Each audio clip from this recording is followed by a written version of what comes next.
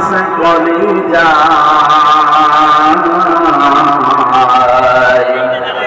নবীজির তরে সবটুকু দিয়ে দেব তাই বিনিময় শাফাত যদি তার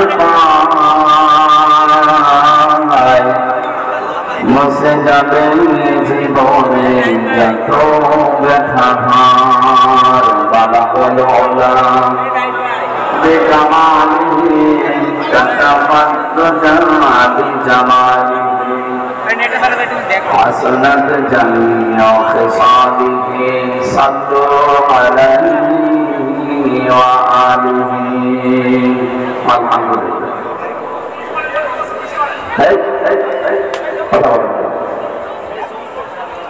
গুরুত্বপূর্ণ কাজ থাকলে এখন ইশারায় করা যাবে, তার কথা বলা যাবে।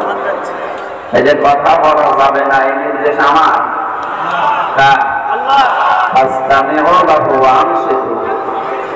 কোরআনের আলোচনা আরম্ভ হলে শুধু চোখ থাকবেন তা না, দিলের কান লাগিয়ে শোনাও লাগবে, দুইটাই করবে।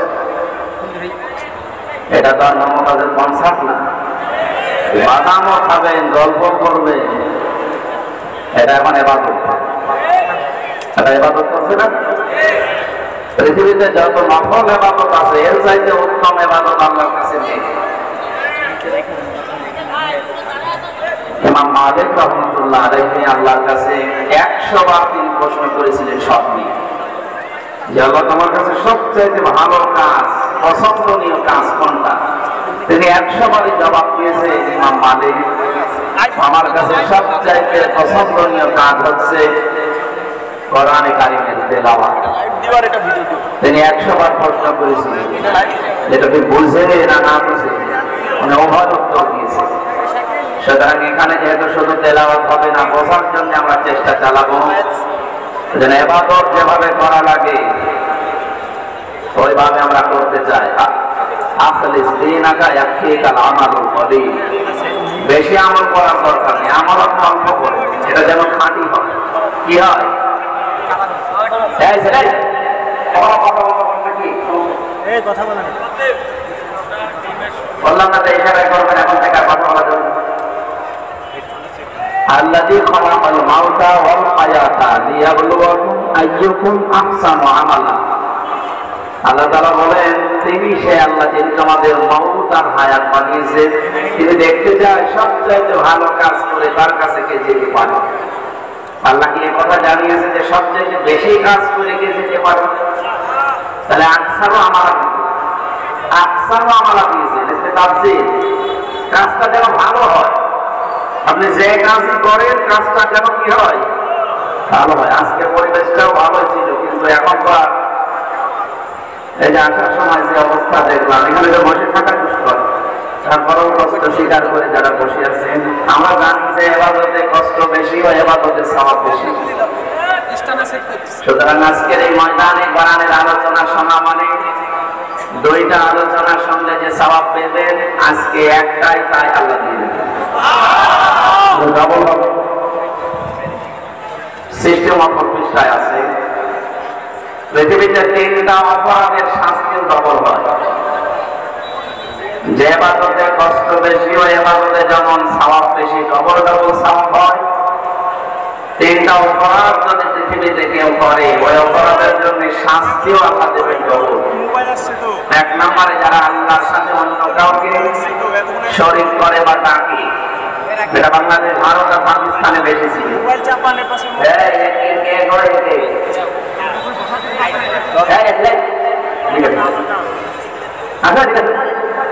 কথা বলছে নিষেধ করেছে যে অন্য যা করবেন ইশারা করবেন, কথা বলবেন। আপনি নামাজে দাঁড়িয়ে কথা বলেন না, হ্যাঁ কলমে ইবাদত চলছে। এই 1টা ঘন্টা যদি আপনি নামাজে দাঁড়িয়ে থাকতেন, যা সওয়াব পেতেন এরকম সওয়াব পাবেন। আমি তো এটা মনে হয় বানিয়ে বললাম নাকি? বিশ্বনবী জানিয়েছেন কেউ যদি 1টা ঘন্টা কোরআন বোঝার জন্য চেষ্টা চালায়, ও যদি নাও বোঝে, যদি চেষ্টা চালায় বোঝা, তাও 500 রাকাত নফল নামাজে সওয়াব। তাও যেমন তেমন নামাজ না, আমরা নামাজ পড়ে করি সবই তো কবুল হয়ে যায়। এখানে অনেক নামাজি আছে 13টা ফরজ তাও মানে নাম্বার নামাজ, অথচ একটা ফরজ বাদ হয়ে গেলে নামাজের নামাজ থাকে। নবীজির কথা কি ছিল? 500 রাকাত নফল নামাজ যেটা কবুল হয়ে গেছে ওই রকম সওয়াব পাওয়া যাবে। আর জীবনে যদি একটা সেজদা কারো কবুল হয় আল্লাহ তাকে জান্নাত দেবে। সেজদার মতো আবার সেজদা হওয়া লাগবে। এখানে খুব খেয়াল করে শুনবেন ভাই। সে আবু সাইদের মতো বুকের ভেতরে বইছে ঝড়, বুক পেতেছি বলি ঘর, বহু জ্বালা যন্ত্রণা নিয়ে এখানে বসে আছে। যে সমস্ত মানুষ যন্ত্রণা দিয়েছিল আল্লাহ তাদেরকে এখন যন্ত্রণায় ফেলে দিয়েছে। জালেমদের জন্য দোয়া করি না, কারণ জালেমদের জন্য দোয়া করা আল্লাহু লা ইয়াহদিল কওমাজ যালিমিন। আল্লাহ জালেমদেরকে পথ দেখাচ্ছেন না, দেখাবেন না। ইয়াহদি এটা মুজারি, বর্তমান ভবিষ্যৎ, প্রেজেন্ট ফিউচার, দুইটা কাল দিয়ে শব্দ বানানো। এই শব্দ তো আমি বানিয়েছি, বলেন শব্দ বানিয়েছে কে? আল্লাহু লা ইয়াহদিল কওমাজ যালিমিন। আল্লাহ বলেন আমি জালেমদেরকে পথ দেখাচ্ছি না, হেদায়েত দিচ্ছি না, দেব। কারণ যদি আল্লাহ হেদায়েত দেয় জালেমদেরকে, কথা ঠিক থাকবে? বলেন। এই জন্য আল্লাহ ওনার কথা তো আবার ঠিক থাকা লাগবে। নাকি আমাদের এই চাচা এরশাদের মতো যে সকালে কথা বলেছে বিকাল বলছে না আমি বলিনি, এরকম নাকি? ফাতাম্মাত কালিমাতু রাব্বিকা সিদকান ওয়া আদলা লা মুবাদদিলা লিকালিমাতিহি ওয়া হুয়াস সামিউল আলীম। আল্লাহ পাক জানিয়েছেন, হে নবী আপনাকে যে কালাম আমি দিলাম কোরআনের সব কথাগুলো সত্য কথা এবং ইনসাফ দিয়ে পরিপূর্ণ। 3 নম্বরে কোরআনে যত কথা আমি দিয়েছি কিয়ামত পর্যন্ত এর কোনো অদল নেই। সুবহানাল্লাহ বলতে পারবেন? উনি যখন বললেন যে আমি হেদায়েত দিচ্ছি না, জালেমদের দেব না, সুতরাং এই কথার কোনো অবদল। এখানে জালেম ছাড়া বড় আফসোস লাগে আপনার জন্য। আপনার দুনিয়াও শেষ, আখিরাতও শেষ। দুনিয়া তো শেষ করে ফেলেছেন, আপনার আর কিচ্ছু নেই। যারা জুলুম অত্যাচার করেছিলেন আপনার দুনিয়া শেষ, আপনি যাই আর আখিরাত শেষ কেন? কারণ আপনি আমার টার্গেট না, আপনি এখন আল্লাহর টার্গেট। ইন্নামাস সাবিলু আলাল্লাযিনা ইয়াযলিমুনা নাস, সূরা শুরা 42 নম্বর আয়াতের প্রথম অংশে আছে। আল্লাহ পাক বলেন আমি নিজে জালেমদের বিরুদ্ধে অভিযোগ দায়ের করব, কেস করব, মামলা করব। বলে জালেমের বিরুদ্ধে কিয়ামতে মামলা দেবে আব্দুল গফুর সাহেব কে? আল্লাহ। আপনি ভাবতেছেন কত কঠিন কথা এটা? জালেমদের বিরুদ্ধে আজ দেশের কিছু মানুষ মামলা দিয়েছে, তাই ওদের অবস্থা যা দেখলাম। গত বছর দিন আমার হাজিরা ছিল, আমার মামলা সব বিক্রি হয়ে গেছে আলহামদুলিল্লাহ। আমি বের হয়ে আসতেছিলাম আদালত থেকে, দেশে আল্লাহ 5 ইমানদার হাজির ছিলেন না, 5 এর নামে হাজিরা গেলে ওর যে চরিত্র এখন সব ফুটে উঠতেছে। এর জেলাতে দাঁড়িয়ে দেখলাম ভাও মা করে কাঁপতেছে। আশপাশে যারা দাঁড়িয়ে আছে গালি তো 1 নাম্বার না, সব মানে 7 নাম্বার গালি দিচ্ছে। কি করলো বলেন তো এই লোকটা? জীবনটা শেষ করে দিল, দুনিয়াও শেষ, আর আখিরাতে তো হাজার হাজার লক্ষ লক্ষ মানুষের মামলার আসামি হবে এবং আল্লাহ নিজে ওর নামে মামলা দেবে। এই জন্য এই জেলাতেও যারা জুলুম করেছিলেন আমরা দেখলাম অনেকে লাঠি খাচ্ছে।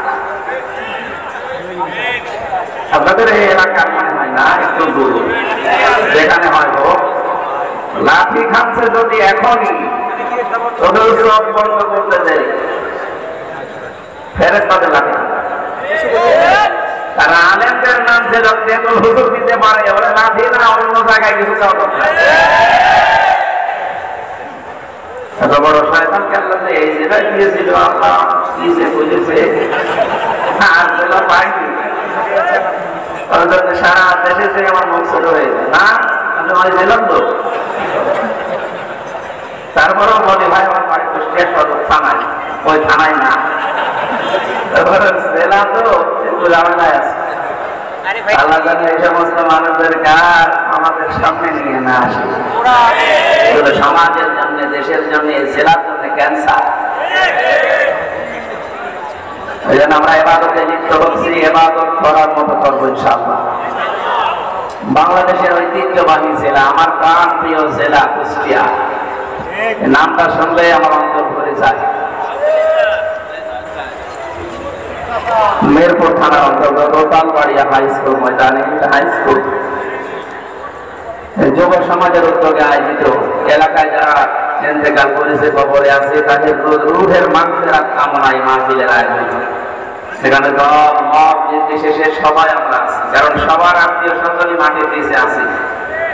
কথা বলে এখানে এটা নিছক রাজনৈতিক কোন বিষয় মনে করি আপনি এবার চলে যেন না, তার কপালে আগুন লাগবে। রাজনীতি যদি কোরআন দিয়ে আমি করি আপনাকে শোনা লাগবে, কোরআনের বাইরে যদি আমি কিছু বলি আপনি চলে যাবেন, কোনো অসুবিধা নেই। আগে যে ভয়টা দেখাতেন যে হুজুর রাজনীতি করবেন না, এখন এসে বলেন তো দেখি।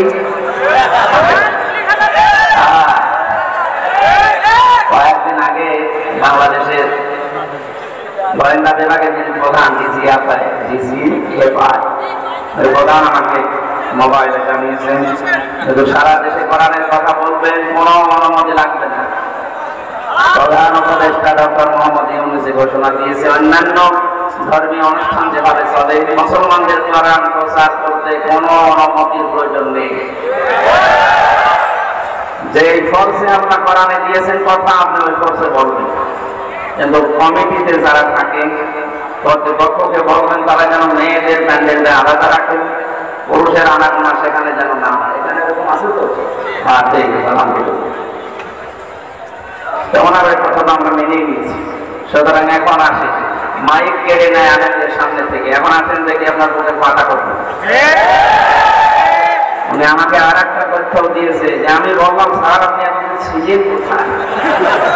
বলছেন কয়েকদিন আগে দায়িত্ব পেয়েছি, আমি ছিলাম না, এখন মুসলমান হিসাবে যা করার আগে আমি করবো। আপনারা কোরআন প্রচার করেন, কেউ যদি কোনো জেলায়, কোনো থানায়, কোনো ইউনিয়নে বাধা দেয়, শুধু তার নামটা আমাদের দেবে, ঠ্যাং ভেঙে থাকে। আমরা তো এটাই চাচ্ছিলাম, এদেশে কোরআন বিরোধী কোনো মানুষ যেন মাথা ছাড়া দিয়ে উঠতে না পারে। সুতরাং এটা আমরা যারা মানুষ হারিয়েছি, কবরে আছে আমাদের মা বাবা আত্মীয় স্বজন, এটা মানুষ যখন কবরে থাকে সে যেন সাগরে থাকে। এটা খড়ফোটা পেলে যেভাবে মানুষ আঁকড়িয়ে ধরে, আমরা এখান থেকে আজকে মোনাজাত করলে কোরআনে কারীম তেলাওয়াত করে পাঠালে আল্লাহ পাক নবী জানিয়েছেন সে যেন মনে হয় যে একটা কিছু পেয়েছে। কত অসহায় অবস্থায় আছে, আপনাকে 2-3 তালা 5 তালা বাড়ি করে দিয়ে আপনি জানেন, আর আপনি একটু সময় তার জন্য বের করতে পারছেন না। সুতরাং আপনাদের দেশে এসে যারা এসেছি, মহাবিশ্বের মহাবিশ্বয় আমাদের মালিকের মুখের পবিত্র বাণী কোরআনে কারীম তাফসীর ও কোরআন মাহফিলের সমাগম সভাপতি কথা বলা যাবে ভাই, সাবেক উপজেলা চেয়ারম্যান মিরপুর কুষ্টিয়া, বিশিষ্ট ইসলামী চিন্তাবিদ, রাজনীতিবিদ, আমাদের অভিভাবক, বাংলাদেশ জামাতে ইসলামী কুষ্টিয়া জেলা শাখার নায়েবে আমির আলহাজ মোহাম্মদ আব্দুল গফুর। নাম লিখেছে, আল্লাহর যে নাম আছে 5000, তার ভেতরে একটা গফুর। এই নামের কারণে আল্লাহ লক্ষ লক্ষ কোটি বান্দাকে মাফ করে দেবে। গফুরের আগে আব্দুল লাগিয়েছে, গফুরের বান্দা। এই জন্য যাদের নাম আল্লাহর নামের সাথে মিল করে রাখা, তাদেরকে এই গফুর বলে ডাকা যাবে, আব্দুল গফুর বলা লাগবে, আব্দুল মান্নান বলা লাগবে, আব্দুল হান্নান বলা লাগবে। কথা বুঝতেছে? অনেক সম্মানিত নাম আল্লাহর নাম, মহান আল্লাহ তার এই গোলামকে তার বান্দা হিসাবে যেন তৈরি করে নেন, তার জীবনের ভালো কাজগুলো কবুল করে। মানুষ হিসাবে যদি কিছু অন্যায় থাকে, আল্লাহ গফুর নামের খাতিরে মাফ করে দেন। সম্মানিত পরিচালক, আপনাদের এলাকার সন্তান মনে হয় নাকি? কোথায় পড়ে? ইসলামিক চিন্তাবিদ, শিক্ষাবিদ যারা মাওলানা শাহ সাহেবুল্লাহ, আলোচনা রাখলেন মাওলানা হুসাইন আহমেদ মাহফুজ, কুষ্টিয়া ওলামা বিভাগ, বাংলাদেশ জামাতে ইসলামের অঙ্গ সংগঠন, জেলা সেক্রেটারি মাওলানা ইয়াসির আরাফাত জিহাদি সহ আমি নাম জানি না অনেকে, এই জন্য একবারে দোয়া করছি, যারাই আছে ঈমান এবং আমল অনুযায়ী আল্লাহ যেন মান সম্মান দুনিয়া আখিরাতে আরো বাড়িয়ে দেন। বলেন বলেন, একবার এসে দোয়া করবো করে রাখছি। মানে অনেক জায়গায় আছে তো, তাই শিক্ষক বলছিল ছাত্রকে এসে যে গোল বানাবো, স্যার এবিসিডি এফজিএইচ আইসিকে এমএন ওপিকিউআর এসটিইউ ডব্লিউ আছে, কি করবো এর ভেতরে আছে আপনি বানান করে দিন। আমি সব অক্ষর বলে দিয়েছি, আপনি শুধু জি ডবল ডি বানান করে দিন। আমি একবারে দোয়া করেছি কোরআনের আয়াত দিয়ে, ওরা ফানা লাকা যিকরা।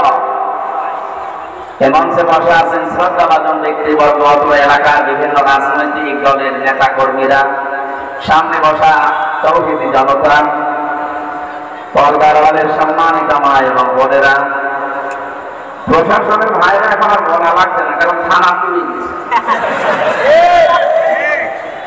কি একটা দুর্বিসন্ধি চলছিল দেখেছেন। এই অনুষ্ঠানটা করতে পাতি নেতা থেকে শুরু করে যার নাম নিতেও ঘৃণা লাগে জানে, তার কাছে কোরআন প্রচার করা হবে, প্রসার করা হবে, অনুমতি নেওয়া লাগবে।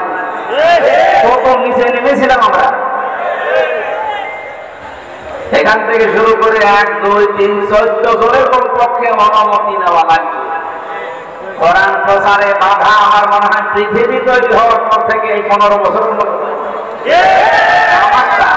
আমি জানি না, আমি দেখেছি সব কমপ্লিট করার পরে স্টেজ থেকে আমার নামিয়ে আমার 100টা অনুষ্ঠানের প্রায় 95টা বন্ধ করে দিত। বলেন সুবহানাল্লাহ। তারা যে সমস্ত কথা শোনাতো আমাদেরকে যে আমরা নিরাপত্তার জন্য এগুলো করি, তো এখন নিরাপত্তা লাগছে না? এক কথা বলে না কেন? বাংলাদেশ জামাত ইসলামী কুষ্টিয়া জেলা শাখার উদ্যোগে কিছুদিন আগে 500 উপরে প্রায় 700 আলেম এসেছিল এতিমখানায় কুষ্টিয়া, সব ঘরনার আলেমরা এসেছিল। 2.5 ঘন্টা 3 ঘন্টা আলেমদের আলোচনা হয়েছে। আপনি ভাবেন তো, শুধু একটা মাস আগে যদি 500 না 5 জন এক জায়গায় আলেম হতো, কতগুলো মামলা হতো? কোন জায়গা থেকে আমরা কোথায় এসেছি আজ? আমার মনে হয় সেজদায় পড়ে থাকা কথা। 5 তারিখে আগস্ট মাসের 1টার পর থেকে যখন শুনলাম যে আল্লাহ রহমত নাযিল করছে, সেজদায় পড়ে গিয়েছিলাম। না তোলাই ভালো মাথা। এখন দিন দিন যা বুঝতে পারছি, আসলে আমার সেজদা থেকে মাথা না তোলাই ভালো। এইরকম উপকার আল্লাহ আমাদেরকে করেছে। স্বাধীন দেশে পরাধীন অবস্থায় ছিলাম, আর নাম করতাম যে আমরা স্বাধীন। কিসের স্বাধীন? কুষ্টিয়ায় আমার বাড়ি, আমার চাচা আওয়ামী লীগ করে, উনি আমার দাওয়াত দিয়েছে খাবার খাওয়ার জন্য, যদিও আওয়ামী লীগের বাড়ি খাবার খাওয়ার ঠিক না, না সব আওয়ামী লীগ। আমার চাচা এখন নিয়ে গেল, যাওয়ার পরে খাবার খেয়েছি। এখানকার একজন নেতা গোছের মানুষ আমাকে বলছে, কেন মারে দাওয়াত দিলে? আমার ভাতিজা। না, ভাতিজা হলে হবে। তার 2 দিন পরে আমরা তারা এই অবস্থা করে দিয়েছি। এখন তাদেরকে দাওয়াত দিয়েও খুঁজে পাওয়া যাচ্ছে কোথায় থেকে আসে আল্লাহ জানে আর ফেরেশতা জানে। যারা আমরা এসেছি কোরআনে কারিমের এই অনুষ্ঠানে ইবাদত মনে করে বলেন আলহামদুলিল্লাহ। দরুদ আর সালাম করছি আমাদের নবী মুহাম্মদ রাসূলুল্লাহ সাল্লাল্লাহু আলাইহি ওয়াসাল্লামের প্রতি। আমি খুব কম সময় কথা বলবো, কারণ দিনের বেলা সিলাই যাচ্ছে। আমি যেই কথাই বলবো এখন থেকে পরের শব্দ থেকে একটা শিক্ষা নিয়ে তারপরে সামনে যাবো ইনশাআল্লাহ। আল্লাহ রাব্বুল আলামিন বলেন, ইয়া আইয়ুহাল্লাযীনা আমানু আতিউল্লাহা ওয়া আতিউর রাসূলা ওয়া উলিল আমরি মিনকুম ইলা আখির আয়াত। সূরা নিসা 5 নম্বর পারা 6 নম্বর পৃষ্ঠা 9 নম্বর লাইনের 59 নম্বর আয়াতের প্রথম অংশে আছে তাফসীরে ফিসিলারের কোরআন। কত আলেম এখানে বসে আছে, আপনার যদি একটু সন্দেহ লাগে ওনাকে জিজ্ঞাসা করবেন পরে। আমি যেটা বলছি ওটার সাথে কোরআন এবং বাস্তবতা যদি মিলে যায়, আপনাকে এই মুহূর্তে সিদ্ধান্ত পাল্টিয়ে মেনে নেওয়া লাগবে। আপনি নিজে পড়ান করেন না, হামজা বলছে আপনি মানবেন না, আপনি কি হয়েছে? আপনি লাঠি খাবেন? হ্যাঁ, আদালতে প্রবেশ করার সময় যে পুলিশের সামনে ওনারে লাঠি দিয়েছিল, পুলিশকে বললাম ভাই আপনি দেখলেন না কুষ্টিয়া লোকের লাঠি দিল, আপনি দেখলেন? যে লোকটা লাঠি দিয়ে বেরিয়ে গেল ওরে ধরতে পারছেন না, ধরো কি করে? ওটা আমি ব্যবস্থা করে দিয়েছি। কারণ জালেমদের বিপক্ষে শুধু মানুষ না, সৃষ্টি জগৎ সব এবং আল্লাহ নিজে। অনেকে মনে করে যে জালেমরা এত কিছু করে, কিছুই তো হয় না। ওয়ালা তাহসাবান্নাল্লাহা গাফিলান আম্মা ইয়ামালুয যালিমুন। সূরা ইব্রাহিমের 42 নম্বর আয়াতের প্রথম অংশে আছে আল্লাহ পাক বলেন, হে পৃথিবীর মানুষেরা, কি ধারণা করো যে জালেমদের সম্পর্কে আমি কোনো খোঁজ রাখি না, আমি গাফেল না, ওদেরকে আমি ছাড় দিয়েছি। এ পৃথিবীর সবচেয়ে বেশি তীক্ষ্ণ নজর আমি রাখি জালেমদের উপরে। ঢিল দেই কেন? ইন্নামা নুওয়াল্লিহিম লিয়াজদাদু ইসমা, যেন ওদের পাপটা পরিপূর্ণ হয়ে যায়। ওয়ালাহুম আযাবুন মুহিন, পাপ পরিপূর্ণ হয়ে গেলে আমি ওকে নিকৃষ্টতম যন্ত্রণাদায়ক অপমানকর শাস্তি দিতে পারব। এর বাস্তব প্রমাণ আপনি দেখেন, কানামানি বিসি পর্যন্ত উড়ে গেছে, বিসি উড়ে যায়, সেটা কত অপমান হবে বলে। একজন বিচারপতি ছিল, তার যদি বিসি উড়ে যায়, এই যে মহিন দিয়েছেন আল্লাহ, মহিন অপমানজনক শাস্তি দেব। আমার মনে মনে খুশি আমি এই কারণে, এই বাংলাদেশে যদি আল্লাহ কিছু না দেখায়, এই লোকটাকে আল্লাহ যা দেখায় আমি শান্তি পেয়েছি। হ্যাঁ, সত্যি বলছে, আমি শান্তি পেয়েছি। কারণ এই লোকটা কোরআনে পাখি আল্লাহ হোসেন সাইদি রহমতুল্লাহ আলাইহি তার বিরুদ্ধে একা একা সিদ্ধান্ত নিয়েছে। অন্যগুলো কিন্তু বলতো না, আমার তো অপরাধ পায় না, কিভাবে বলে না দেওয়া লাগবে। আল্লাহ মনে হয় এই কারণে বলার কথা শুনিয়েছে। মানুষ তো মরে গেলে বলার পয়সা জীবিত অবস্থায় করেছে। এই জানে জালেমদের সম্পর্কে কিন্তু খুব তীক্ষ্ণ নজর আল্লাহ। ও কোনো মানুষ যেন জালেম হয়ে যাবেন না, যা বলছে এবার মিলান। আল্লাহ ডাক দিলেন, ইমানদার যদি দাবি করো, এখানে অন্তত যারা আমরা আছি 96% যেহেতু মুসলমান এই দেশে, আমরা অন্তত নামে হলো আমরা এখন ইমানদার, কামে না বলেও নামে যারা ইমানদার। আল্লাহর ডাকটা দেখেছেন, ইয়া আইয়ুহাল্লাযীনা আমানু, 89 জায়গায় আছে এই শব্দটা কোরআনে। আল্লাহ রাব্বুল আলামিন যখন এই দুনিয়ার মানুষকে ডাক দেন, তখন বলেন ইয়া আইয়ুহান নাস ওয়া ইয়া আইয়ুহাল ইনসান, হে পৃথিবীর মানব মণ্ডলী। শুধুমাত্র যখন ইমানদারকে ডাক দেওয়ার ইচ্ছা করে, তখন তার হাত কুদরতের হাত উঁচা করে মহব্বত নিয়ে বলে ইয়া আইয়ুহাল্লাযীনা আমানু, আমি অনেক ভালোবাসি তোদের, আমার কথা তো শোন। আতিউল্লাহ, আমি আল্লাহর ইতাআত কর, আতিউর রাসূল, আমি রাসূলের, আমার রাসূলের আনুগত্য কর। শব্দের দিকে খেয়াল করেছেন, এই যে আতিউ এই শব্দটা আল্লাহ নিজের নামে, রাসূলের নামে দুই জায়গায় দিয়েছেন। এটা ফেল, এটা ভার, এটা ক্রিয়া। উলিল আমরি মিনকুম এর আগে আল্লাহ আতিউ দেননি। আমি যত তাফসীর মিলিয়েছি, মুফাসসিরিন کرام জানাতে চেয়েছেন, সবাই এক বাক্যে একভাবে মত দিয়েছেন, আল্লাহ রাসূলের আনুগত্য করা লাগবে, কোনো প্রশ্ন করা যাবে না, আপনার বুঝে আসুক বা না আসুক। কিন্তু উলিল আমরি মিনকুম দেওয়ার আগে কেন আপনি বলছিলেন না? কিয়ামত পর্যন্ত তো রাসূলুল্লাহ দুনিয়ায় থাকবেন না, উলিল আমর আসবে। নেতৃত্ব দেওয়ার মানুষগুলো একটা একটা করে আসলেই থাকবে। এটাকে যদি কেউ মেনে চলতে চায়, মাস্ট দিয়ে তাকে দেখা লাগবে আগে বর্ণিত আল্লাহ রাসূলের গুণ এই লোকটার ভেতরে পাওয়া যায় কিনা। আল্লাহ রাসূলের অনুসরণ যদি ওই লোকটার ভেতরে পাওয়া যায়, আপনাকে মাস্ট বি মেনে নেওয়া লাগবে তাকে। আল্লাহ রাসূলকে মানা যেমন ফরজ, উলিল আমরকেও মেনে নেওয়া ওই সময় ওইরকম ফরজ। কিন্তু শর্তটাই দেখতে হবে লোকটা আল্লাহ রাসূলকে মেনে চলে কিনা। প্রাণ প্রিয় কুষ্টিয়াবাসী, একটু নিজের সাথে মিলাবেন। এবার সামনে যেটা আসতেছে এটা অনেকে দুনিয়ার বিষয় বলে রাজনীতি মনে করে এড়িয়ে যেতে চান না। এটা দুনিয়ার বিষয় না, এটা আখিরাতের সাথে সম্পর্কিত। আমি কোরআনের চোখ, হাদিসের চোখ লাগিয়ে দেখতে পাচ্ছি এটার দ্বারা হাজারো মানুষ জাহান্নামী হয়ে যাচ্ছে। আজকে সেলাই কাজে আমি দ্বিতীয় পয়েন্টটা বলেছিলাম, কিয়ামতে আল্লাহ বিচার ব্যবস্থা যখন আরম্ভ করবে, প্রথম ধাপ, দ্বিতীয় ধাপ। প্রথম ধাপে একা একা ডাকবেন, দ্বিতীয় ধাপে যখন ডাকবেন আল্লাহ তখন আর একা ডাকবেন না। ইয়াওমা নাদউ কুল্লা উনাসিন বিইমামিহিম।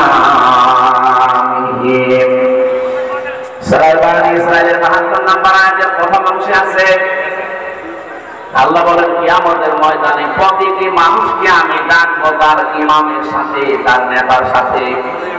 তার সাথে বলেন বলেন, আগে নেতা, এরপরে কর্মী। কুষ্টিয়াবাসী, বিবেক যদি আপনার এখন জাগ্রত থাকে, যদি পুকুরে পোশাক করে না দেয়, ভালোভাবে চিন্তা করেন, আগে নেতা, এরপরে আপনি। আপনি বলেন তো আপনার মন থেকে, আপনি যারা আদর্শ মেনে চলেন, যাকে আপনি রায় দেবেন, ভোট দেবেন, এটাকে তো একটা ইবাদত। অনেকে মনে করে ভোট, এসব তো কোথায় আছে? এদিকে আছে তাফসীরে মারিফাত কোরআনে আল্লামা শফি রাহমাতুল্লাহ আলাইহি 59 নম্বর আয়াতের ব্যাখ্যা করতে গিয়ে আমানাত, এই বহুবচন শব্দের ব্যাখ্যায় তিনি আমানত মানে ভয়কাত্য ভোগী গেছেন। কারণ এটা একটা রায় দিচ্ছেন, আপনি সমর্থন জানাচ্ছেন, সহযোগিতা করছেন। মাইয়াশফা শাফাআতান হাসানাতাই ইয়াকুল লাহু নাসীবুম মিনহা ওয়া মাইয়াশফা শাফাআতান সাইয়্যাতাই ইয়াকুল লাহু কিফরুম মিনহা ওয়া কানা আল্লাহু আলা কুল্লি শাইইন মুকিতা। বলেন আল্লাহু আকবার। সূরা আন-নিসা 5 নম্বর পারার 10 নম্বর পৃষ্ঠার 11 নম্বর লাইনের 85 নম্বর আয়াতটা ইবনে কাসিরে আছে।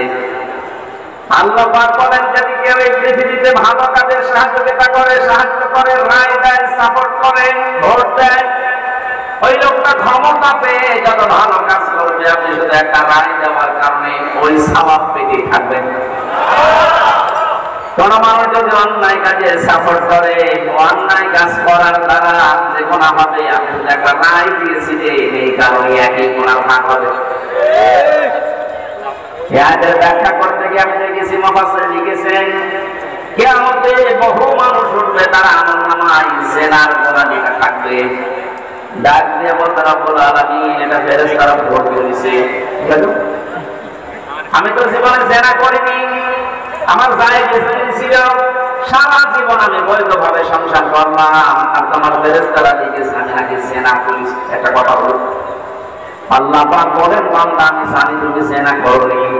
এমন লোকেরা দিয়েছিলে, এরকম রায় সংসদে বিল পাস করেছিল, এরকম দেখুন এমন মানুষকে রায় দিয়েছে, এই লোকটা রায় পাওয়ার পরে এমন এমন জায়গায় রাত কাটিয়েছে। আমি দেখতে পাই এই দেশে প্রায় 250টার উপরে নাইট ক্লাব চলছে শুধু ঢাকাতে। কুষ্টিয়াতে প্রায় 14টার উপরে চলছে। এই সমস্ত জায়গায় তো শুধু আল্লাহর জিকির হয়, নিজের জায়েজ স্ত্রী বাদ দিয়ে যারা এখানে হাজার হাজার লক্ষ লক্ষ টাকা খরচ করে এগুলো চালাচ্ছে, তাদের চরিত্র কোথায় নিয়েছে বলা লাগবে না, বুঝে ফেলেছে। আপনি যে শুধু রায় দিয়েছিলেন, ওই লোকটা যতদিন নিজে হোটেলে রাত কাটিয়েছে, যত রকমের সেনা, তার হাতের সেনা, মুখের সেনা, চোখের সেনা, লজ্জাস্থানে জেনা, যত রকমের জেনা হয়েছিল ওগুলো সব ফ্ল্যাক্সিল হয়ে বিকাশ হয়ে আপনার আমার নামা যাচ্ছে। এখন যদি বলেন হুজুর আমার বিকাশ নাম্বার খোলা নেই, এমনি খুঁজে বর্ডার আইডি কার্ড দিয়ে ছবি দিয়ে তারপরে টিপসই দিয়ে বিকাশ করবেন, লাগবে না, এমনি খুঁজে যাবে। শুধু রায়টা দিয়ে থাকে। আপনাকে আমি বলছি না যে অমুকে দাঁড়িয়েছে তারে রায় দেন না, আপনি দেখবেন যে 5 জন দাঁড়িয়েছে ভোটে এর ভেতরে আল্লাহ রাসূলকে মেনে চলে কোন লোকটা। কারণ আপনার রায়টা রায় না, এটা একটা এলাকা, এটা কি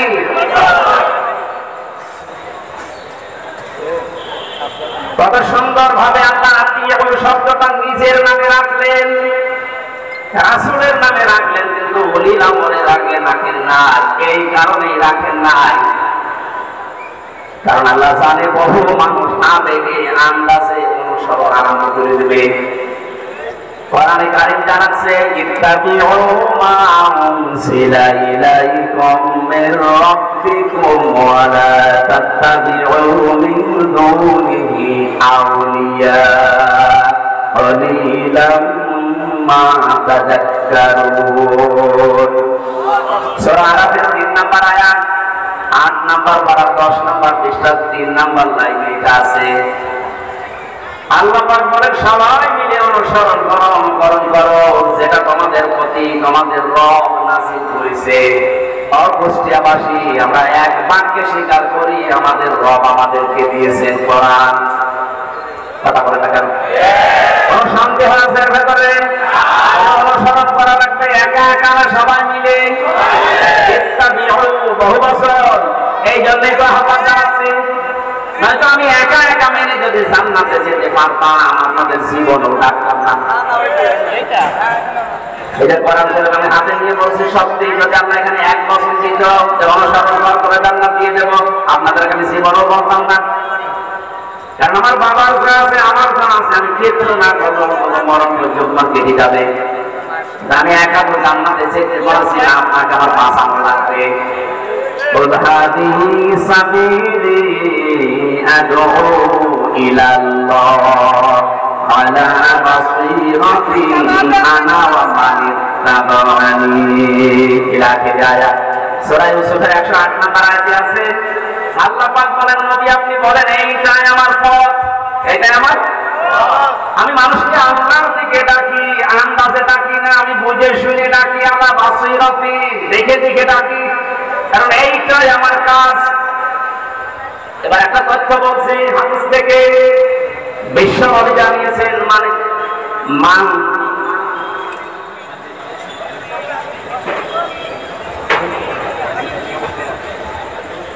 ওমান দাআ ইলাইহি হাদা। এখানে আর দিকেরা যারা বসে ওদেরকে জিজ্ঞাসা করেন দাআ এখানে কান আছে, ওমান দাআ ইলাইহি হাদা। কেউ যদি কোরআন দিয়ে মানুষকে ডাকে আল্লাহ নিজে তাকে হেদায়েতের উপরে রাখে। আমি এমনিতেই ঝুঁকিপূর্ণ পথ বেছে নেইনি। 3টা বছর জেলখানায় থাকার পরে তো সিদ্ধান্ত নিতে পারতাম না যে যা করছে করুক, লা ইলাহা ইল্লাল্লাহ পারতাম না। আমার বাবার যা আছে সত্যি কথা বলছে, আমি একা আমার চলে যেত। কিন্তু এই রক্ত পিচ্ছির পথে আমি বেছে নিয়েছি আল্লাহ পাকের ঘোষণা, আমি যদি হেদায়েতের উপরে থাকতে চাই, কোন গাছতলায় বসে আস্তানায় বসে খানকায় বসে হেদায়েতের উপরে থাকা যাবে না। হেদায়েতের উপরে থাকতে হলে দাওয়া আল্লাহর দিকে কোরআন দিয়ে মানুষকে ডাকা লাগবে।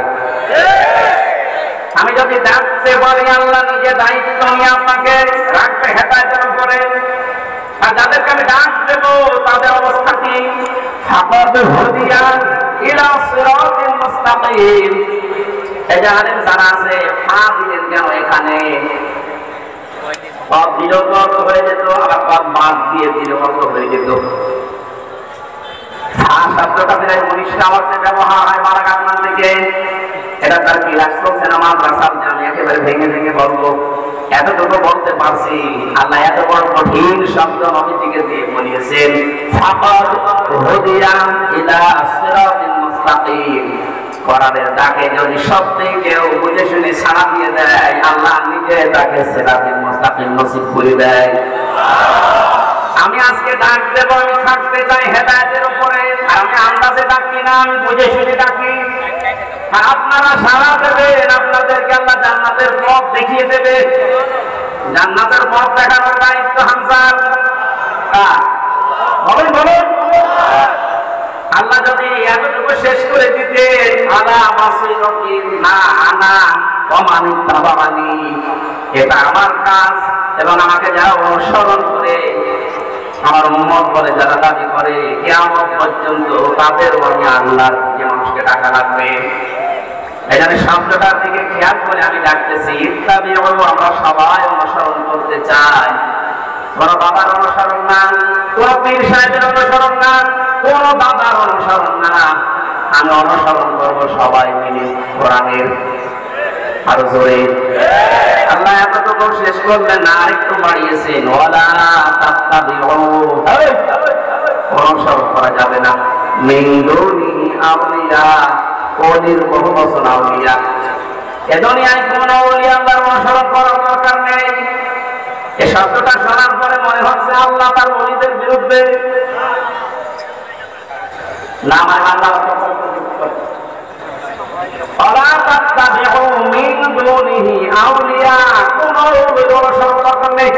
আল্লাহ একজন অনেকেও বাদ দেয়নি, সব শেষ। বান্দা অর্থ করলে মনে হচ্ছে আল্লাহ তার ওলিদের বিরুদ্ধে না, ব্যাখ্যায় গিয়ে দেখলাম আল্লাহ এই জন্য নিষেধ করেছেন, কারণ আল্লাহ ভালোভাবে জানেন পৃথিবীতে বহু মানুষ এমন আসবে ওরা আল্লাহ চাইছে ওদের আব্বাকে বড় মনে করবে। এটা শুরু হয়েছিল 12 বছরে একজন আব্বার জিকির আমরা যত করেছি, আমার তো যতটুকু জ্ঞান বুদ্ধি, আমার মনে হয় যদি আমরা আল্লাহর জিকির ওই মনে মনে করতাম, আমরা আল্লাহ বলি হয়ে যেতাম। আল্লাহ তাআলা ওলিদের বিরুদ্ধে না, আল্লাহ বলতে চেয়েছিলেন এইটা যে অনেকে আবেগে আল্লাহরে বাদ দিয়ে আব্বাকে উপরে তুলে ফেলবে। সেজন্য আল্লাহ সব বাদ দিয়েছে, সব বাদ দেন। কলিলাম মা তাযাক্কারুন, আল্লাহ আফসোস করছেন না, আমার কথাগুলো শোনার পরে বিশ্বাস করার পরে কথা অধিকাংশ মানুষই মুখ ফিরিয়ে চলে যাবে। আপনারা চলে যাবেন? যাবেন? আল্লাহরে আফসোস থাকতে দেবেন? নির্বিশেষে আজকে থেকে আমার সিদ্ধান্ত নিয়ে যাওয়া লাগবে। আমি যেহেতু রায় দেবো সামনে, এটা একটা ইবাদত, নামাজের মতো একটা ইবাদত। নামাজ পড়লে সওয়াবের উদ্দেশ্যে, রায় দেবো আমি সওয়াবের উদ্দেশ্যে। আমার আমলনামায় যেন হজের সওয়াব লেখা হয়, হজ না করে আব্দুল গফুর সাহেব যদি দায়িত্ব পায়, ওখানে গিয়ে যদি হজের পক্ষে কথা বলে, যেমন এখন ডক্টর আফম খালিদ সাহেব বলছে, বলছে না 7.5 লাখ 8 লাখ 9 লাখ টাকা লাগবে হজ করতে। উনি দায়িত্ব নিয়েই বলছে সিন্ডিকেট ভেঙে দেওয়া লাগবে, কম কারণে এত টাকা লাগবে একটা ফরজ হজ করতে। 3.5 লাখ থেকে 4 লাখ টাকা হলে খুব ভালোভাবে হজ করা যায়। আমার পাশের রাষ্ট্র থেকে যাচ্ছে, আর আমরা এখান থেকে 8.5 লাখ 9 লাখ টাকা লাগবে কেন? সিন্ডিকেট ভাঙা লাগবে। এইরকম খালিদের মতো মানুষ যদি দেশে 151 জন তৈরি হয়ে যায়, আর এই রায়টা যদি পাশ হয়ে যায়, কিয়ামত পর্যন্ত যত মানুষ দেশে আসবে আমল নামায় দেখবেন এমনিতেই হজের সওয়াব লেখা হয়ে গেছে। হজ না করে আপনি হাজি, কিয়ামতে আল্লাহ আপনাকে হাজি বলে ডাকবেন, বলবেন আল্লাহ আমি তো হজ করিনি। আল্লাহ জবাব দেবেন, বান্দা আমি জানি তুমি হজ করোনি, এমন জায়গায় তুমি রায়টা দিয়েছিলে, তোমার রায়তে লোকটা চেয়ারে বসেছিল। শুধু চেয়ারে বসে নাই, ওখান থেকে আমার একটা ফরজ বিধান হজের পক্ষে কথা বলেছিল। আমাকে তো ফেরেশতা দিয়ে এটা পারে না, পারে না। কিন্তু আমাদেরকে আল্লাহ দায়িত্বই তো দিয়েছে খলিফা হিসাবে, ইন্নী জাইলুম ফিল আরদি খলিফা, আমি তোদেরকে দুনিয়ায় পাঠালাম খলিফা করে। এই শব্দটা যেমন এমন জায়গায় লাগিয়েছে দেশের মানুষ, আমরা অনেকে খলিফা মনে করি যারা কাপড় চোপড় সেলাই করে, তো বলছি ওটা খলিফা। এমনকি বাংলাদেশের এমন ছেলে আছে যেখানে শ্রম কেটে দেয়, তারা তাদেরকে খলিফা বলে। এমন জায়গায় দেশে আছে যারা ওই যে ছোট ট্যাঙ্কিকে দেয়, খতনা করে, তাই না? হাসান না ওরা খলিফা। আমি বুঝেছেন কোথায় নিয়ে গেছে শব্দটা? অথচ খলিফা শব্দটা আল্লাহ নির্বাচিত করে পাঠিয়েছেন। এমনি অবশ্যই আমি জাইলুন ফিল আরদি খলিফা, আমি জমিনে খলিফা পাঠাবো। কোন জায়গায়? হ্যাঁ, জবাব দেবেন, কোন জায়গায়? আল্লাহকে এখানে বলেছেন ইন্নী জাইলুন ফিল খানকা খলিফা। এখন তো খানকায় গেলেই মানুষ খলিফা হয়ে যাচ্ছে। কিসের খলিফা আপনি? খানকায় গেলে খলিফা হবে। কথা কোরআনে হাদিসে কোন জায়গায় আছে দেখান? আল্লাহ বলেন জমিনে খলিফা পাঠিয়েছি। ইন্নী জাইলুন ফিল মাসাজিদি খলিফা, মসজিদে খলিফা পাঠাবো। তাহলে কিছু জিকির আজকার করলে আপনি মাফ পেয়ে যেতেন। যদি বলতেন ইন্নী জাইলুন ফিল মাদারিসি খলিফা, মসজিদে মাদ্রাসায় খলিফা পাঠাবো, তাহলে সায়াম বিল্লাহর মতো একটা মাদ্রাসা করে কিছু ছেলে মেয়েকে পড়ালে আপনি মাফ পেয়ে যেতেন। আল্লাহ কিন্তু শব্দটা দিয়েছেন ইন্নী জাইলুন ফিল আরদি। কোথায়? জমিনে। ফিল আরদি, জমিনে। সেই জমিনে আজ আমরা যে দায়িত্বটা পালন করি না, আমরা কেউ খানকায়, কেউ গাছতলায়, কেউ মসজিদে, কেউ মাদ্রাসায়, কেউ দরবারে। জমিনটা জালেমরা ফাঁকা পেয়েছিল, 180 মাইল থেকে চালাচ্ছিল। আমার কথার অর্থ যদি না বোঝার ভান করে থাকেন, আচ্ছা সরি কোথায় দিয়ে বলেছে? জমিনটা ফাঁকা পেয়েছিল না, যা মনে লেগেছে তাই করেছে। যেহেতু আল্লাহর খলিফা আমরা, কেউ জমিনে নেই, কেউ ঢুকে গেছে আস্তানায়, কেউ দরবারে, কেউ মাদ্রাসায়। জমিটা ফাঁকা পেয়ে মন ওরা চালিয়েছে। এখন আর না, আমরা বুঝে ফেলেছি আল্লাহ আমাদেরকে পাঠিয়েছে ফিল আরদি। কোথায়? আরো জোরে, আরো জোরে। জমিনে থাকতে রাজি আছি আমরা, ইনশাআল্লাহ।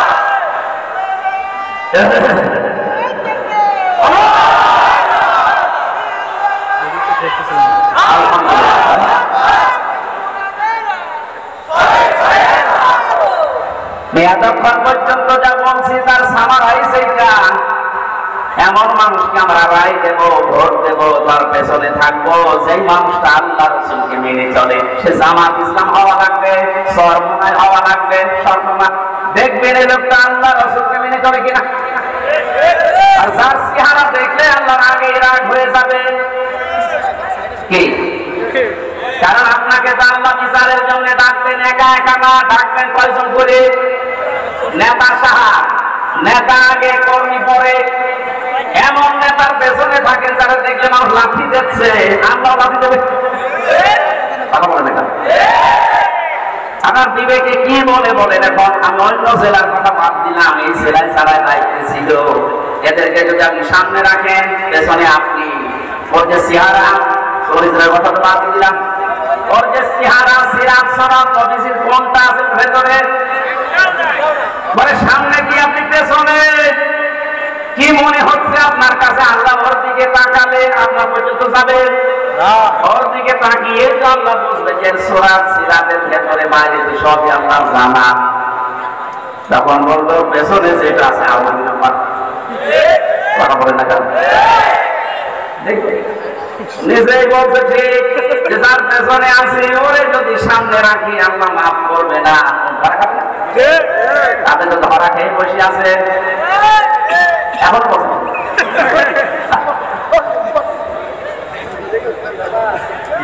আশা করছে আপনার বিবেক করবে। এরপরও যদি কেউ ফিরে না আসে, আমার মনে হয় বিবেকের উপরে তালা লাগানো আর উপরে প্রসাদ করে সংস্কৃতি কিছু। আল্লাহ আমাদের হেফাজত করুন। আমি এত কিছু কথা বললাম না, এই উদাহরণটা দিলাম আপনাদের জন্য, আপনার বিবেকে তালা যেন খুলে যায়। আমরা কোরআনে কারীম থেকে সূরা তাওবার 119 নম্বর একটা মাত্র আয়াত পড়েছি। আমি ব্যাখ্যা করতে পারিনি ওখানে, এই জন্য বলেছিলাম যে এখানে ব্যাখ্যাটা যতটুকু পারি করব। এই শব্দটা নিয়ে বিশেষ করে এই আয়াতটা নিয়ে সমস্যা বেশি। আয়াতের সমস্যা না, ব্যাখ্যা করতে গিয়ে যে যেই দিকে আছে ওই দিকে টেনে কথা বলে। আমরা এরকম করবো না। আমরা দেখবো আল্লাহ কি বলেছে, রাসূল কি বলেছে, আয়াতের ব্যাখ্যা, সাহাবায়ে কেরাম কি ব্যাখ্যা দিয়েছে। আমি যেহেতু এগুলো পড়েছি, এজন্য আমি ডেলিভারি দিচ্ছি। শোনেন, আশা করছি আপনার বিবেক খুলবে। এরপরও যদি কেউ ফিরে না আসে, আমার মনে হয় বিবেকের উপরে তালা লাগানো আর উপরে প্রসাদ করে সংস্কৃতি কিছু। আল্লাহ পাক জানিয়েছেন ইয়া আইয়ুহাল্লাযীনা আমানু তাকুল্লাহা ওয়া কুনু মা'আস সাদিকিন। ওহে যারা ঈমানের দাবি করো, আমি আল্লাহকে ভয় করো, এই দুনিয়াতে যারা সত্যবাদী তাদের সঙ্গে সাথী হয়ে যাও, তাদের সাথে থাকো। তিনটা বিষয় এই আয়াতের ভেতরে আমরা পেয়েছি। এক নম্বরে আল্লাহর নাম ছিল ঈমানদারকে, কাকে? প্রশ্ন আসতে পারে আমরা ঈমানদার আছি না। মুসলমানের ঘরে আসলে তার ঈমানদার বলবেন হবে না, দেখতে হবে আপনার ঈমান আছে কিনা। কোরআনে কারিমে আল্লাহ যতবার ঈমানের কথা জানিয়েছেন আমি প্রত্যেকবার দেখেছি তোমরা যারা ঈমান পেয়েছো তারা শোনো, এ কথা নেই। আল্লাহ বলেছেন তোমরা যারা ঈমান এনেছো তারা শোনো। আমরা কি ঈমান এনেছি না পেয়েছি? হ্যাঁ, আমরা তো পেয়েছি, আমরা ঈমান আনতে পারি না এখনো। ঈমান এনেছিল হযরত বেলাল, ঈমান এনেছিল হযরত খাব্বাব। তাকান তাদের জীবনের দিকে, ঈমান আনার কারণে কি গেছে তাদের উপর দিয়ে। হযরত সুমাইয়া ঈমান এনেছিল তারা, আর আমরা ঈমান পেয়েছি। আমরা ঈমান কি করেছি? পেয়েছি। এটা আমাদের ঈমান আনতে হবে। আমি খুব অল্প কথায় বলছি, আপনার ঈমান এবার আপনি আনলেন। মনে করেন লা ইলাহা ইল্লাল্লাহু মুহাম্মাদুর রাসূলুল্লাহ। ঈমান এনেছে। ঈমান আনার পরে ঈমান আছে কিনা নাকি চলে গেল? প্রশ্ন আসতে পারে ঈমান চলে যায় কি করে। হাদিস নবীজিকে প্রশ্ন করছে এক সাহাবী, হে নবী আমার ঈমান আছে, আমি টের পাবো কি করে? বিশ্বনবী বলেন ইযা সাররাকা হাসানাতুকা ওয়া সাআতকা সাইয়্যাতুকা ফাআনতা মুমিন। যখন তোমার ভালো কাজগুলো তোমাকে আনন্দ দেবে আর অন্যায় কাজ করলেই তোমার কষ্ট লাগবে, তখন বুঝবে যে তোমার ঈমান আছে। ও বাংলার মুসলমানেরা, এদেশে ভালো কাজ সবার কাছে ভালো লাগে না, অন্যায় কাজ সবার কাছে অন্যায় লাগে, কষ্ট লাগে না, লাগে না। এই থিওরিটা মনে রাখেন, যাদের ভালো কাজ ভালো লাগে, অন্যায় কাজ যাদের কাছে কষ্ট দেয় না, এই মানুষগুলো ঈমান নেই। ও যত বড় সুপাকার ঠিক না কেন, এটা কোরআনে কারীম প্রচার করা, এটা ভালো কাজ না মন্দ কাজ? এই ভালো কাজের সবাই কি খুশি? না, না, সবাই খুশি। যারা এই ভালো কাজে খুশি হয়েছে, আপনি মনে মনে ভাবতে পারেন যে আপনার কত আর চাই থাক, আপনার ঈমান আছে। আরে ভালো কাজ দেখার পরে যদি কারো ভালো না লাগে আর কষ্ট লাগে, সে নামাজ পড়তে পারে, রোজা রাখতে পারে, চোখ বাগাই দিতে পারে, ওর ঈমান নেই, ওটা বেঈমান। এটা আমাদের ঈমান আছে কিনা আর কারো কাছে জিজ্ঞাসা করা লাগবে না, আমি নিজে এখন যথেষ্ট। ইত্তাকুল্লাহ, আমি আল্লাহকে ভয় করো। আল্লাহর ভয় এই শব্দের যতগুলো ব্যাখ্যা আমি পড়েছি, উত্তম ব্যাখ্যা হচ্ছে যেখানে সেই দায়িত্ব যে পাবে ওই বিষয়ের উপরে জ্ঞান অর্জন করার মাধ্যমে প্রশিক্ষণ নিয়ে ওই কাজটা পরিপূর্ণ করার নাম, আঞ্জাম দেওয়ার নাম তাকওয়া। এই সমস্যা কি? ভেজা বলে কষ্ট হচ্ছে? বৃষ্টি পড়ে, হালকা হালকা হালকা বলেন বলেন। এখানে তো 9টা ব্যাখ্যা ছিল তাকওয়া শব্দের, বৃষ্টি তো সমস্যা নেই। আরে খুলে লাগি আপনি সাথে না, আমরা আছি।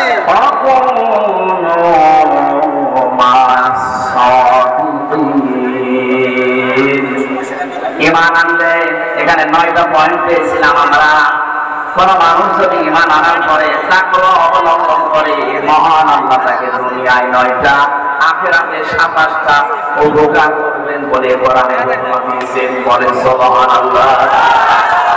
তাকওয়ার যে ব্যাখ্যা এতদিন পর্যন্ত শুনেছি যে আল্লাহর ভয় এটা কি, আসলে তাকওয়ার আসল ব্যাখ্যা এখন আমার কাছে এইটা মনে হচ্ছে, যতগুলো আছে হ্যাঁ আছে, আমার কাছে এইটা মনে হয় যে যেখানে যেই কাজ করবে ওই কাজের প্রশিক্ষণ নিয়ে, শিক্ষা নিয়ে, প্রশিক্ষণ এবং শিক্ষা দুইটাই থাকা লাগবে ওই কাজের উপরে। এরপরে ওই কাজটা সুচারুরূপে যে আঞ্জাম দিতে পারে, এইটুকু তাকওয়া। বাংলাদেশে যেটা ছিল না, কারণ তাকওয়া যদি কেউ অবলম্বন করে ঈমান আনার পরে, আসমান জমিনের যত বরকতের দরজা সব আল্লাহর খুলে দেওয়ার কথা ছিল কোরআনে। আমরা দেখতে পেলাম আমার বরকতের দরজাগুলো সব বন্ধ হয়ে যাচ্ছে আস্তে আস্তে। একটাই কারণ, আমরা তাকওয়া অর্জন করতে পারি নাই ঈমান অনুযায়ী। যেখানে সেই লোকটা উপযুক্ত তাকে সেই জায়গায় না দিয়ে এমন লোককে সে চেয়ারে বসিয়েছে, চেয়ারের পর্যন্ত অপমান হয়।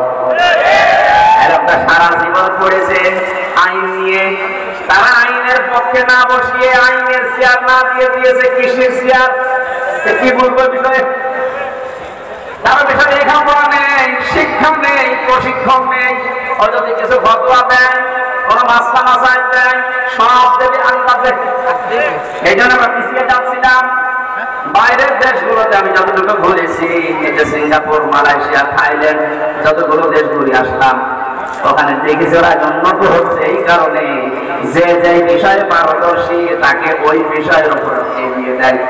আপনার 4টা ছেলে আছে, এক একটা ছেলে এক এক লাইনে বসে ভালো, আপনি সেই লাইনে গিয়ে দেন। একজন যদি ইঞ্জিনিয়ার এই বিষয়টা ভালো বসে, ওকে আপনি ওই লাইনে পড়ান, ওই লাইনের জ্ঞান অর্জন করে যোগ্যতা নিয়ে প্রশিক্ষণ নিয়ে ওই লাইনটা উপকার করবে, পৃথিবীতে প্রকাশ দেবে।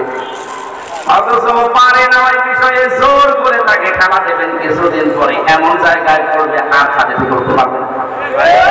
আমাদের দেশের সিস্টেম গুলো আজ পাল্টানো দরকার।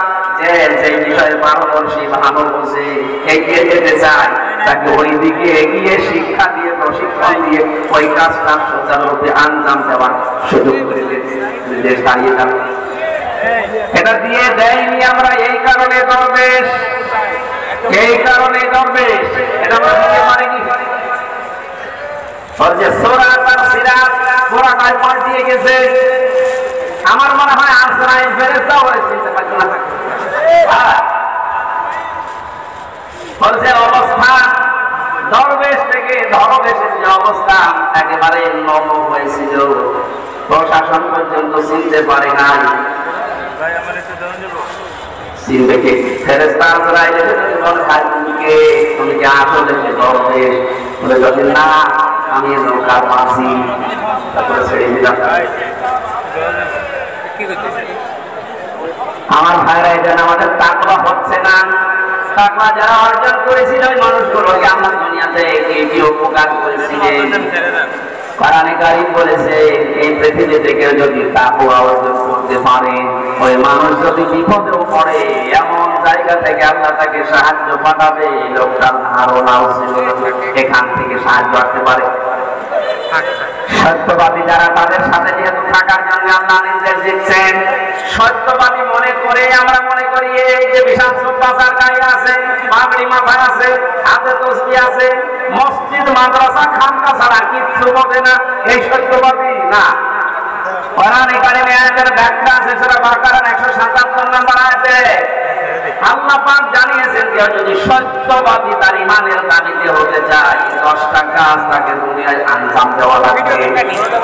বাংলাদেশ সহ পৃথিবীতে যারা এই 10টা কাজের আঞ্জাম দিচ্ছে, এই মানুষগুলো তাদের ঈমানের দাবিতে সত্যবাদী। আপনি তাদের সাথে থাকবেন, নির্দেশ হামজা কার আরো জোরে বলেন, নির্দেশটা আপনাকে মানা লাগবে। আজকে শুধু পূর্ব পশ্চিম থেকে মুখ ঘোরালে চাওয়া ভয় না, না না কষ্ট হবে ভাই।